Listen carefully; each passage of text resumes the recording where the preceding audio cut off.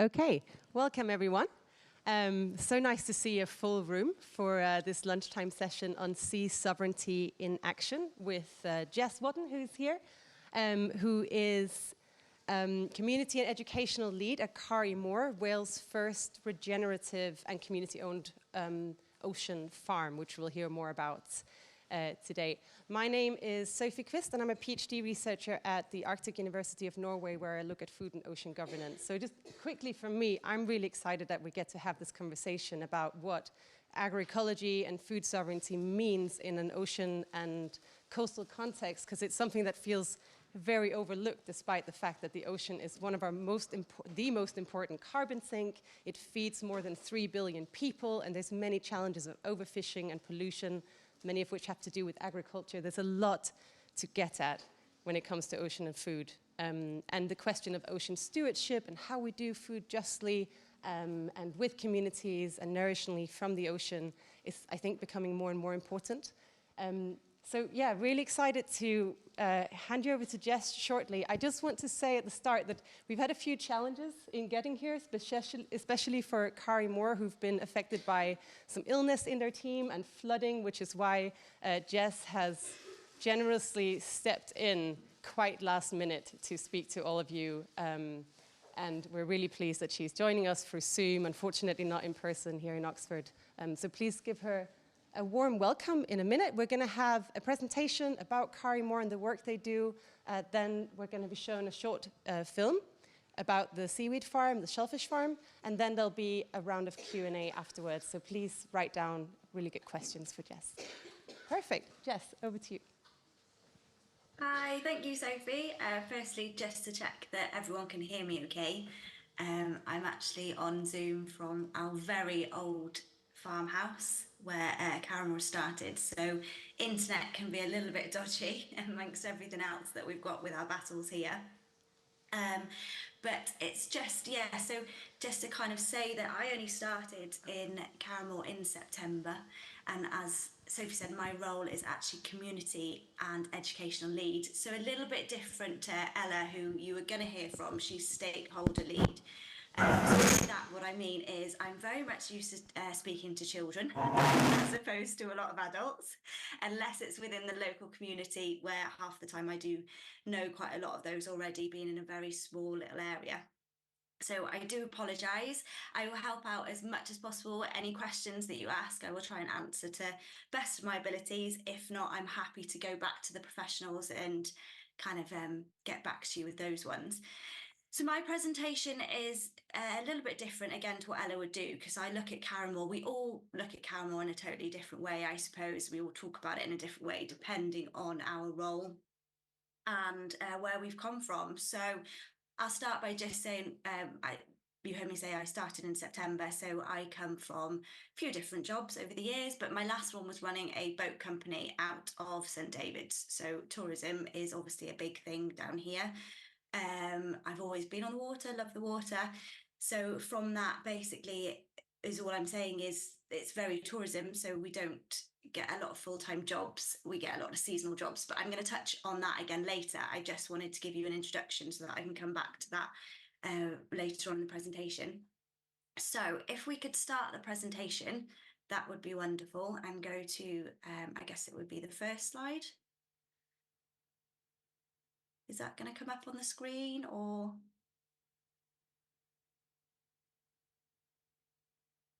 Okay, perfect. So we've come straight to the second slide, which is no problem at all. So this is basically just kind of, I want you to start to think about farming. I'm sure you're all used to different ways of farming, but it's just, this is always one that I start in the classroom, is what do you think of when you think of farming? And by that, I want you to think about very traditional farming. So if we could go to next slide. So obviously with the traditional farming, you think of crops in a field with a tractor, lovely animals such as lambs. Being in the countryside, it's something that we see very often, and it's very, very beautiful, but it's very traditional farming, and that's, you know, a lot of purpose and a lot of what goes on around in Pembrokeshire as well. So next slide. So the difference with us then is our tractor is a barge. So it's a great big boat you can see there with a big crane on the side of it. It's called a barge because basically it means that it's got no keel, no hull, so we can come straight ashore with it if we need to. It's very open, so we can put on all our barrels. The winch or the crane is used to lift up our seaweed lines. Our crop is seaweed, obviously. Main crop is all weed and sugar kelp, which we have on the lines. And then our farm animals are those of mussels, oysters and scallops that we have growing below the seaweed and are below the seaweed lines in our hectare farm. So if we go to next slide.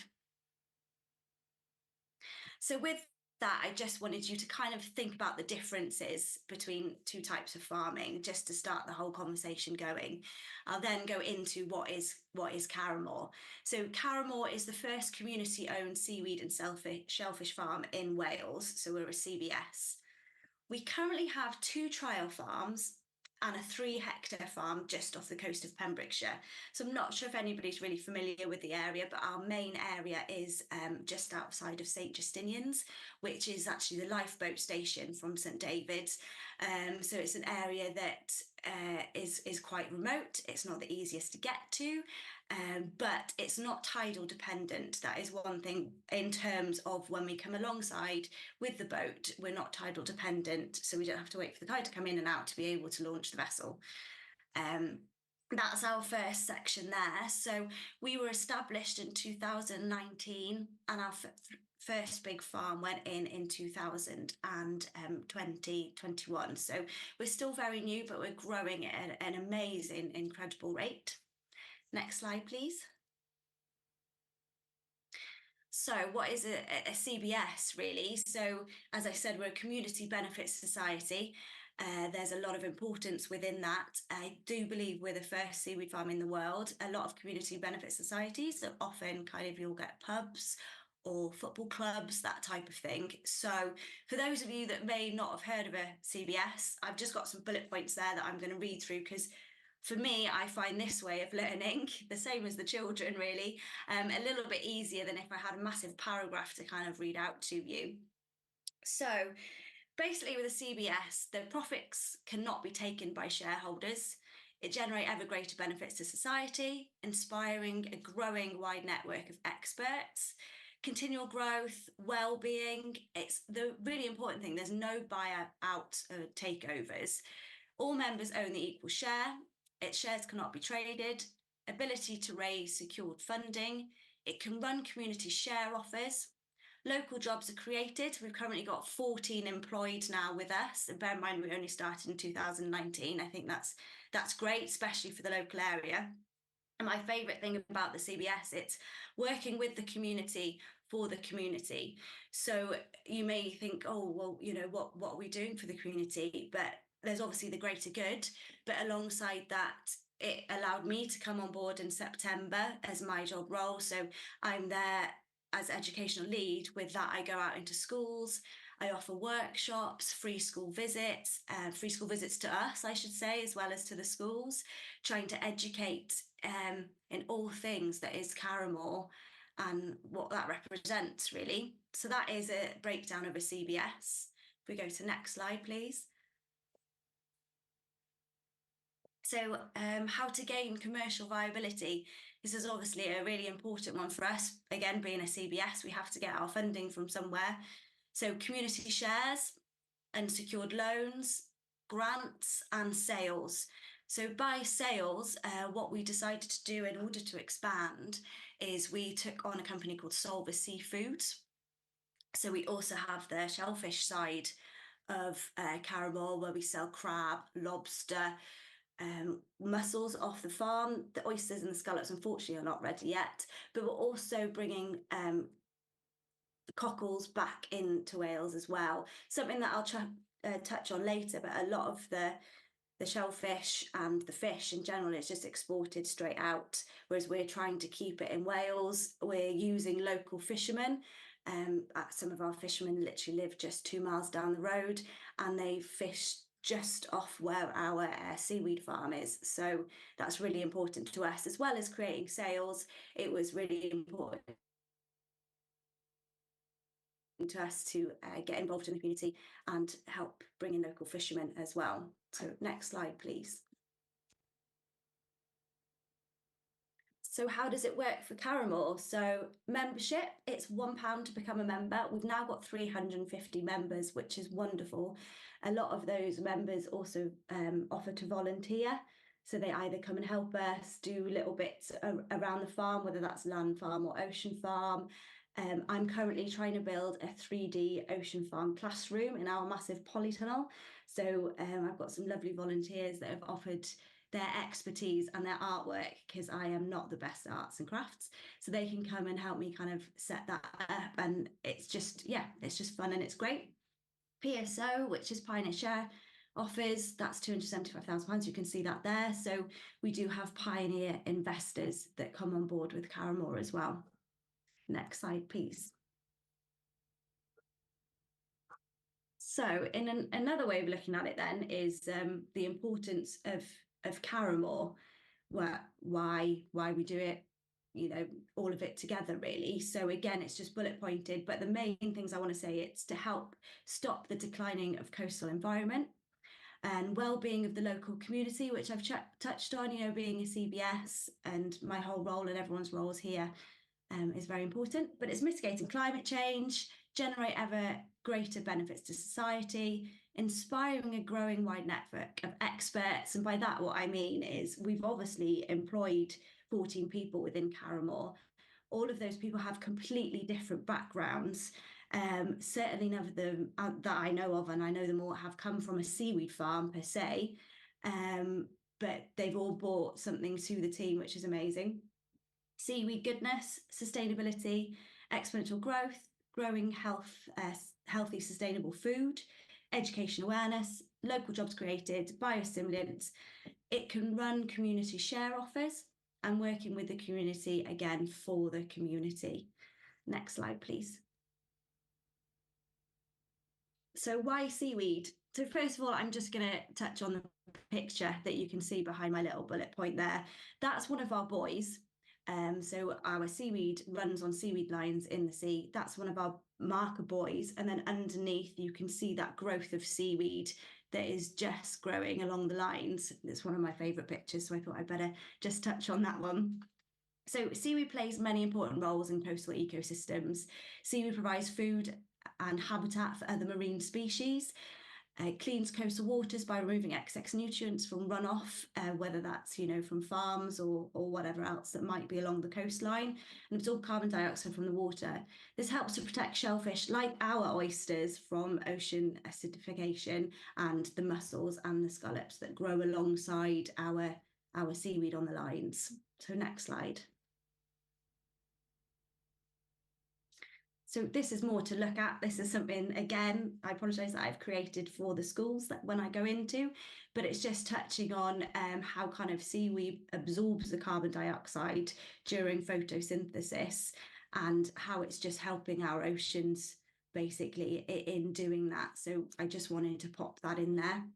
Also brings a nice little bit of colour to the slide there as well.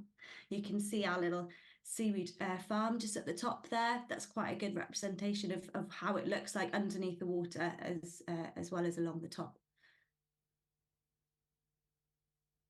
Next slide, please. So what is our current process? How do we work?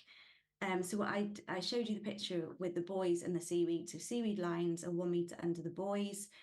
Takes about 3 to 6 months growth period. So we normally harvest about 3 times a year. And when I say a harvest, it sounds like it, you know, it only happens 3 times, but within that 3 times, it's probably over a 6-week period where they go out on the barge, they lift up the lines of seaweed, they cut it all off, but they still leave the growth at the top so it can regrow. And then at the end of the season, so September time, we will strip those lines completely. So that we can start the new growth. It's dried in our polytunnel, which I've got a photo of a little bit later. So that's the drying process. And again, I'll touch on that.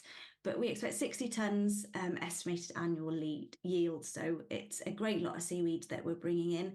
And when I say bringing in, you've got probably about 2 to 4 people on the barge at a time, including the skipper. They're all hands on deck, literally bringing it in. I said about the remote area of St. Justinian's, as you can imagine, it's built into a cliff of the lifeboat station. So they then got to get those barrels using a winch shed straight up to the top where it's put into our big van and then brought back to our land site. All of us just getting involved then to get that seaweed on the drying process, which is again back on lines to dry it. So I just want to show you quickly then, because I just said in September when we completely strip the lines, I just want to show you then how we reseed the line. So if we go to the next slide. So how we do it, so seedlings at the moment are coming from Holland. So you can't quite see, but in where it says seedlings, they're tiny, tiny, tiny little bits of oarweed and sugar kelp that we then have to put on our seaweed lines. So it's run through a paste, which looks very much like a wallpaper paste, a total paste. It's made out of seaweed, the paste. But it's just so that we can stick those seedlings onto the seaweed line, and you can see that that's then feeding from the barrel. And then if we go to next slide, I think I can then touch on what happens. Okay, so it's fed through. So you've got the clean line and then that's fed through then. So you've got the seaweed line. Now you've only got about 3 to 6 hours where you then need to get that seeded line straight into the sea. So we've got everything battling against us at this point. We've got to make sure that obviously the sea conditions are going to be okay for us to get out there, weather permitting, and we've got enough people hands on deck. So once that line is seeded, it goes out on the barge and we seed it along our farm. We let it rest a little bit, and then what they have to do is they have to pull it quite tight, just to secure it into place really and allow it to grow. Again, one of the things that we're obviously battling against is we're in Ramsey Sound, which is one of the most treacherous waters in the world. It runs like a big valley. We've got massive tidal streams that runs through there. So we have to make sure that it's secure. It does mean though with that, we've got grey day waters that this seaweed is going into, and it's just in a really good area. It's getting washed clean all the time and it seems to grow really, really well. So the seeds that we pop on here, as I said, is the oarweed and the sugar kelp. But naturally, we do get other growth on the lines, like the dulse, pepper dulse, things like that we fully utilise. So I just wanted to show you a little bit of how this works and the process of how we reseed then every year. Okay, next slide. So here's just a really good photo then of what I call the goods. So this is the sugar kelp and the oarweed growing on one of our lines. You can see the buoys all along our farm there. You can see the lines running. So I'd say if you were to crane up one of our lines, the blades of the seaweed would probably be some of them up to about 7 foot long in some areas. When we harvest our first harvest, we'll crop it, so quite short, just the top. We then simply put them back in, so it just grows again. So I'm saying now, so we'll do our first harvest probably April time. We'll do another harvest then about June, July. It's very quick growing, but I just thought I'd better show you a good picture of the goods, as I call it. So next slide, please. So why is integrated multi-trophic agriculture so good? So it's a vertical multi-trophic garden, zero input farming, wild seeding, increased biodiversity. So as I said, we get that natural seeding on the lines of the dulse and the pepper dulse, which I don't know if you've tried it. It does taste very good, especially pepper dulse. It's got a very unique flavour, so we can use it in all sorts. And it allows marine skill sets to remain, really. So with that, what we're saying is, yes, we've taken on Solver Seafoods, which is crab, lobster, which we don't grow ourselves necessarily, but within doing that, we're able to keep fishermen on in maybe a different aspect. There's generations of fishermen in Pembrokeshire, you know, it comes from the grandfathers, but it would only take one down that line to say, I don't really want to be a fisherman. You know, we've got to create a different aspect to it and try and keep that going. So, and for us, if you'd have told me 2 years ago I'd be working on a seaweed farm, and I'd be handling seaweed all the time, that when I was younger I'd be not really likely to want to swim in the sea. It amazes me daily. So yeah, it's very different, I will say. Next slide, please. So what comes next for us? So I've kind of talked to you a little bit about our background. I've talked to you about our farm and how we harvest the seaweed. But if we go to next slide, please. This is what I was talking about when this is our current drying process. So what we do when we harvest the seaweed, we bring it ashore to our land-based farm, which is just outside of St David's. We've got this great big polytunnel here, which is great. It's like a sauna in the winter. It's quite nice to go sitting if the sun's been out, especially working out of a very cold farmhouse.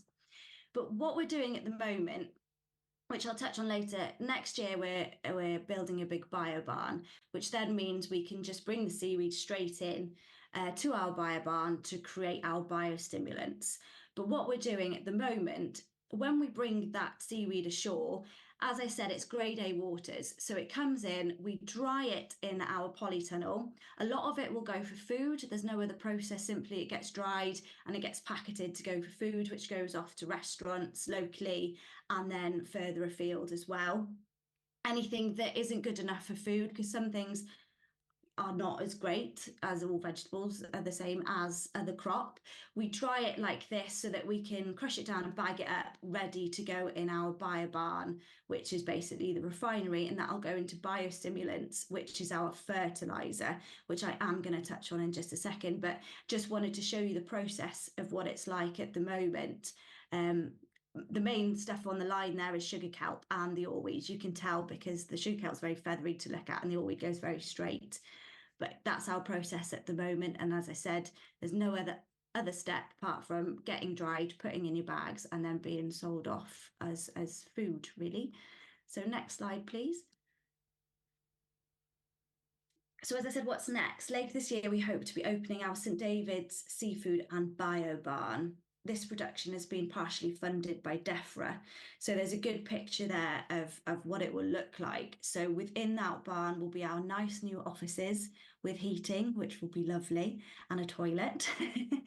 When inside, it'll have our drying process, it will have our shop, it will have storage, Vivia tanks for the storage of our crab and lobster. It's going to have a classroom, it's going to have everything, which is wonderful. And our main thing then that we'll be making in the bio barn is our biostimulates, which will hopefully go out to farms. We've got a couple of trial farms now, so that'll go out. So that's in the production now, and we're hoping that that'll be done later this year, which we're all very excited about. But next slide, please. So let's talk about the biostimulant then, which is our main aspect from the seaweed. So this is where the sea then meets the land, basically. So there's so many goodness of seaweed that I've touched on before, but one of the most amazing things is that we can use it in agriculture, and it's so good for the soil, which naturally then helps the crops. So that's why we're pushing for it. So it's not a synthetically used. What will happen with the biostimulant, it comes straight off our farm, it'll go into our new bio barn, it gets added with just fresh water, basically, and then it's produced into the biostimulant that we're going to be getting out into the farms. So next slide, please. So what I should say as well is anything that's not used in the fertilizer, so anything that is of waste really, will become other aspects of bioplastics. Or you can see in the top right picture there's a company called Nopla in London which uses seaweed to basically create all these wonderful things, such as what you can see that the food's in there, that's all made out of seaweed.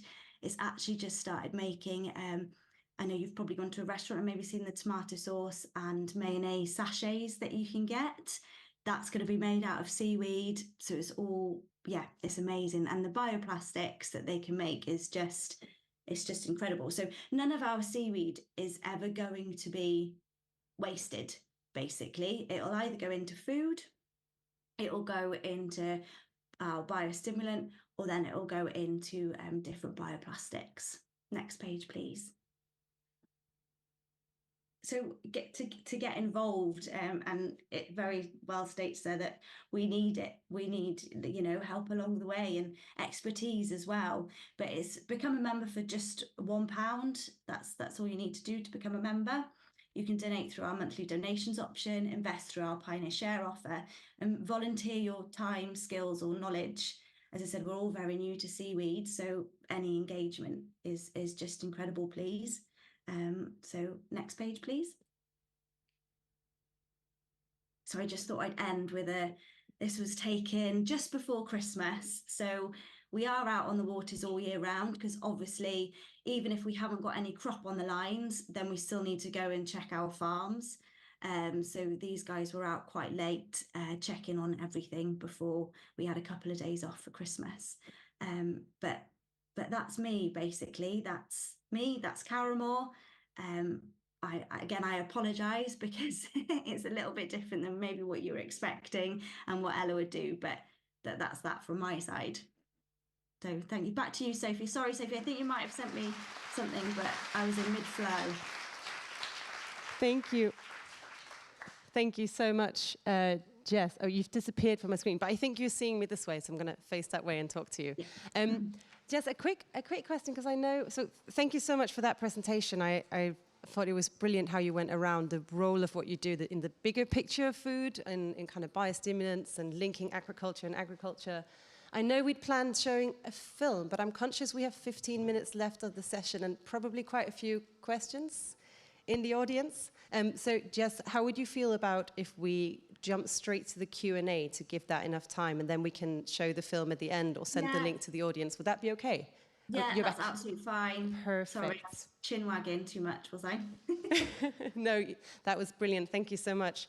I'm going to take the liberty of just opening up with one question. I'd be really interested to know about the limitations or challenges you guys have experienced at Câr y Môr in setting up a seaweed farm in the UK, if that's something you'd be happy to talk to, both in terms of setting that up, but also maybe selling seaweed and getting out to people, linking to this thing you're talking about, the marine skill set and just knowledge about what it is you guys are doing and how it fits in the bigger picture of food. So if you start with that, and then everyone else will open up to you afterwards. Yeah, of course. So there's a few different aspects of that, I suppose. So we've had to face a couple of things. So firstly, the sea is, and a lot of the sea is owned by the Crown Estate, so up until 12 miles offshore. So we obviously have to get these marine licenses. We have had a little bit of kickback here and there, National Resource Wales. I think because we're just so new and just so unknown, that we were given quite a short license, I think, of just a couple of years. So we were trying to push that, you know, we need a minimum of 5 years just to see what's going to happen before we can move on. So that's the first thing. We've got Justin, who works with us, who's great. He's just always working on marine licensing for the place that we've got already, but just looking for other areas then along the coast that we can set up other little bits of farms, basically. So we are working on that at the moment to expand. My role, as I said, I'm a community and educational lead. There has been a little bit of kickback from the community. It's a very small, close-knit community. Again, they're unsure of Câr y Môr, they're unsure of what we're doing. They don't understand really the CBS aspect, so they kind of just think that potentially we're just this other business that's come into St David's and profiting from it, and that's just not the case. So that's another side that we've had to kind of go through, really. And then, yeah, just in terms of seaweed in general, it's just so new to people. Marketing it has been, challenging, but I definitely think there's this niche area now that we've managed to lock in, especially up in a few restaurants in London who are just so keen to just try different aspects of cooking with seaweed. And there's so many different things that you can do with it. Then again, talking to companies like Notpla, which are using seaweed to make things with, which is incredible. Yeah. So I'm going to open up to questions, and shall we take 2 or 3 and then let you answer, and then we'll get back. So there's a microphone floating around. Just to say to everyone, please make sure you speak into the microphone so that Jess can hear you. Yes. Okay. Hi, Jess. Thank you so much for that. It was really interesting, and I really especially loved you talking about seaweed. There's something that's on my mind, and I'd love you to just speak to a little bit, to do with the population of crab and lobster in your local areas, because it's really in my mind that Sylvia Earle, this marine biologist who's amazing, said once that all fishing at the moment is overfishing if you look at the current state of the oceans, and that we need to let the oceans recover before we can get back to fishing again. So I'm just wondering about how the populations of these species are doing in your local area, and whether you feel like it is okay to be taking out lobster and crab. Yeah, of course. It's an amazing question. It may be a little bit beyond me, that question, I will say, in terms of my work and the role that I do. But what I will say is, at the moment, I would say no. We are actually looking to, in the future, to create our own hatcheries, which is something that we do feel is really important to have.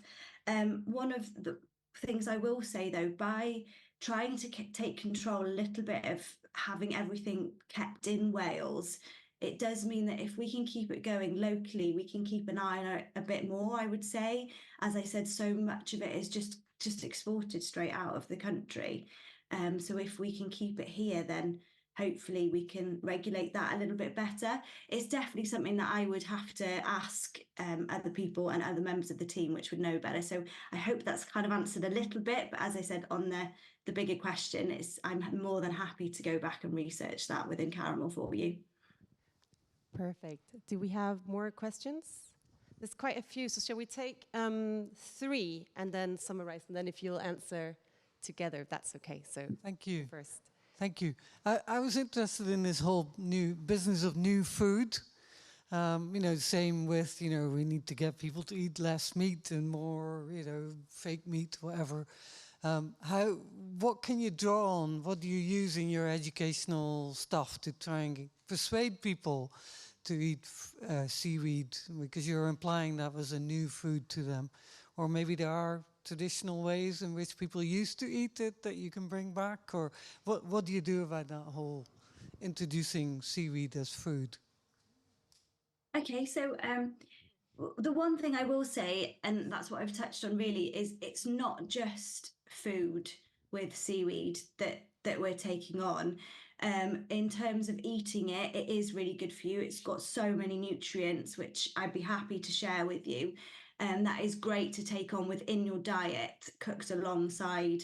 So for instance, we've got like the kombu, which is used as like a bay leaf really, or like a salt substitute within seasonings. But I think for me, it's not just the food. When I'm educating and I'm talking to the school children of what we're doing with seaweed, it's the biostimulant that we're creating, which helps the longevity of the soil and helping with the crop. And then it's the wastage of that. So nothing is wasted, that then becomes into what could be the bioplastics. So creating other things out of seaweed instead of using a plastic.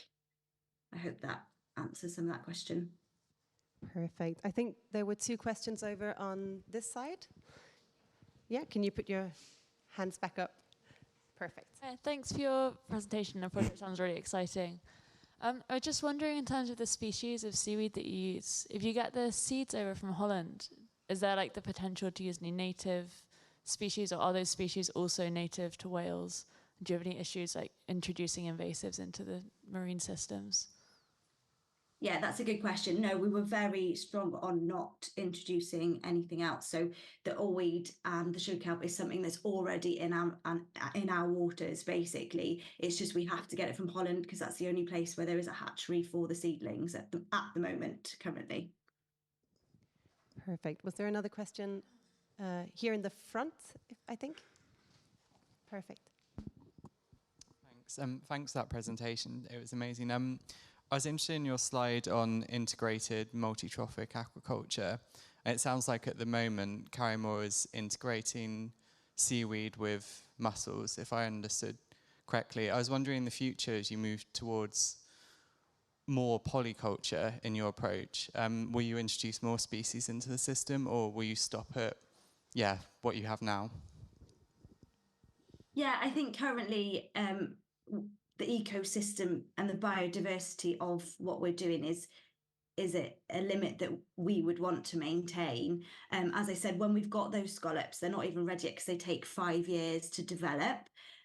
So for us, it's about just helping and building that, and creating that further, as opposed to getting anything else as well.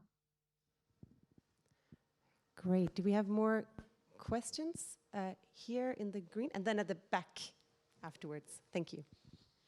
Hi Jess, my name's Emily, and you've just done a stunning job of running us through your processes, so thank you for that. I was going to pick up on the point about the carbon sink. Are you guys doing anything like selling carbon credits, or is that something on your horizon? And if so, how do you have data on how much carbon is sunk, if that's the case? Thanks. It's a really good question, and to my knowledge at the moment we don't have that type of data. I don't believe, but I will definitely check on it. It's something that we know that happens with seaweed. It's one of its greatness that it has, basically, but to answer, I wouldn't know at the moment to what data we've got.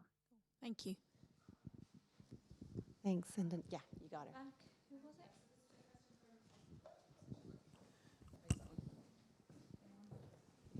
it? This is a question from one of the online participants.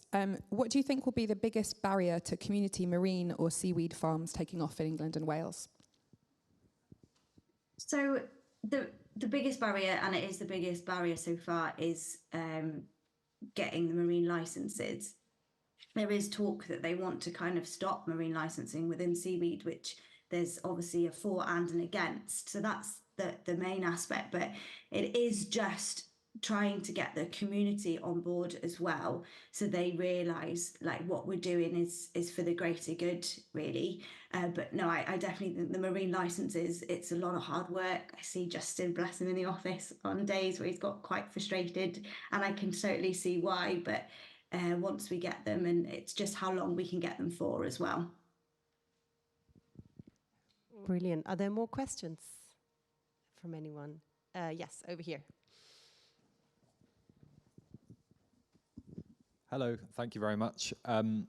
Speaking to your role on the project, I wonder if you could paint us a picture of what it looks like when you bring young people to you at Câr y Môr, and what kind of things you do with them to get them engaged with what you're doing. Yeah, okay. So it's been a really bad time of year to do that at the moment, because, as I said, the harvesting stopped. So the main time I would bring them to Câr y Môr is when we're harvesting. At the moment, I'm actually going into schools with the workshops, but I would just get them fully submerged. You saw the polytunnel that we've got there. They would be drying the seaweed. It would be seaweed identification and shell identification. They obviously we have to get them to taste it, so they taste it along the way. And it's just educating them a bit about Câr y Môr, what we do, the goodness of seaweed, and what we use it for as well, which they're always amazed of. And then if we've got time, we will actually get them to create their own biostimulant as well with the seaweed. But it's a lot of it, when they come to us, is actually just doing a bit of the work that we're doing alongside us. And then I do like to take them orienteering, so we orienteer out to the ocean farm along the coast path. It's such a beautiful area that we live. It seems wrong that we don't involve that. So if we can, we do, and it's a full day with us then. Thank you. Amazing. I think there's 2 more questions on this side of the room. Yeah, and then the grey T-shirt. In terms of the business model, how much, is the biostimulants the most important aspect of it, or could you give us a share of what goes where in terms of food, and then biostimulants, and maybe the plastics, the bioplastics as well? Yeah, of course. So again, it's data that I personally don't have, because it's different with my role. But currently, our main aspect is the seafood, and the shellfish and the seaweed as a food, because we're yet to get into our biobarn to create all this amount of fertilizer. So that's the basis of which we've grown on. Moving forward, then it will be the fertilizer, because it's the one thing that we think also can just help the environment, getting away from synthetic fertilizers. It's good for when I keep saying it's good for the soil as opposed to just the crop and the runoff that we get into the waters as well. So we will keep growing with what we're growing already. Then it will become the fertilizer alongside that, and then the bioplastics is just our wastage basically. So that will probably be out to whoever would like to take that on. So as I said, I hope that helps, but yeah, I don't have specific data in terms of my role, I'm afraid. Thank you. Thanks. And then here, yeah, thank you. Hi, I think one of the benefits of working in the sea is the co-benefits that come when you start to establish things like seaweeds.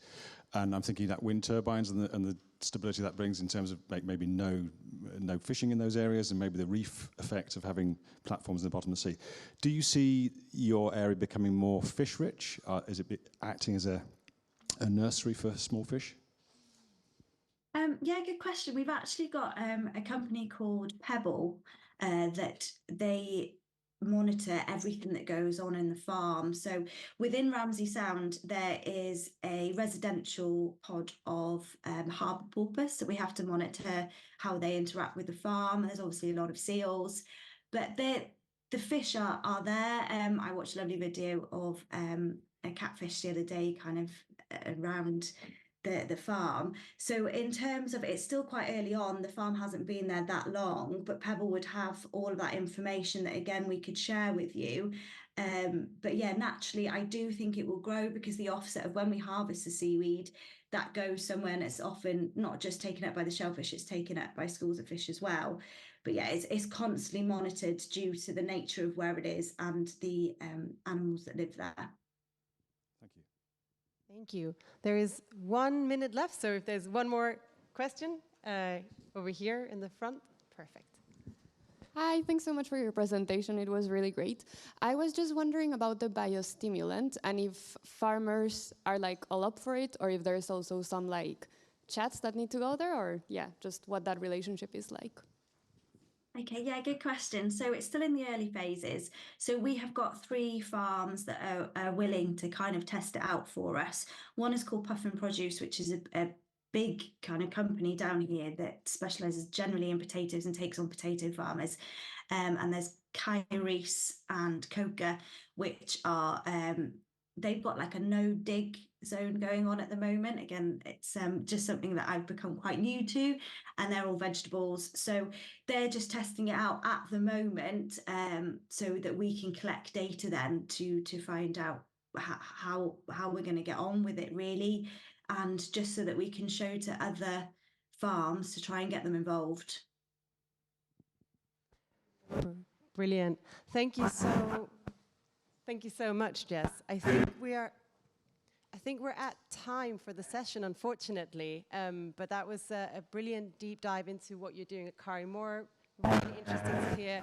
I especially loved hearing how what you're doing is about so much more than the seaweed and shellfish farming. It's really about community building, building skills and knowledge, like maintaining that marine know-how and skill set, and getting small kids involved. So looking forward to seeing what's next. And for everyone who would like to know more, the film that we were going to show, but I'm really happy we got your Q&A in instead, is called For the Love of the Sea. Is that right? And it was produced that's what Câr y Môr means, is for the love of the sea. Of course, exactly. So For the Love of the Sea, Câr y Môr, and it's produced with Patagonia, and you can find it on YouTube if you'd like to know more about the work. So, Jess, thank you so much. Thank you.